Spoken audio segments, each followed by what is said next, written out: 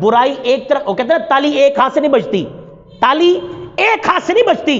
جب ہماری بیٹی ٹھیک ہو، جب ہماری بیوی ٹھیک ہو، جب ہماری بہن ٹھیک ہو، تو کسی کی مجال ہی نہیں ہے کہ وہ اس کو چھیڑ کر دکھائے۔ معاملہ تب خراب ہوتا ہے جب ہم ڈھیل دیتے ہیں۔ اسلام تو عورت کو غیر محرم سے، نامحرم سے بات کرنے کو اس طرح دیتا ہے کہ اگر مجبوری پڑ جائے، اگر اشد مجبوری پڑ جائے تو اس انداز میں بات کرنی ہے کہ نامحرم کو معلوم ہو کہ کسی دشمن کے ساتھ بات کر رہا ہے۔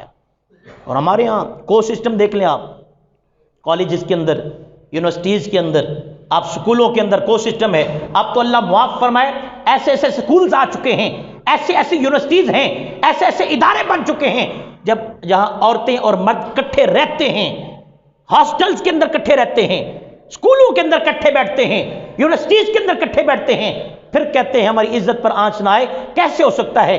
آگ اور کپاس کو رکھا جائے، دونوں کٹھے ہوں، اور یہ کہا جائے کہ کپاس کو آگ نہ لگے، کیسے ہو سکتا ہے؟ اس لیے میرے بھائیوں، اسلام اس کا بالکل درس نہیں دیتا۔ اسلام کا آپ اٹھا کر دیکھ لیں، اسلام نے ہمیشہ عزت کا درس دیا ہے، احترام کا درس دیا ہے، پردے کا درس دیا ہے۔ مسلمان کہلوانے کا حق صحیح اسے حاصل ہے جو اسلام کے اندر پورا پورا داخل ہو جاتا ہے۔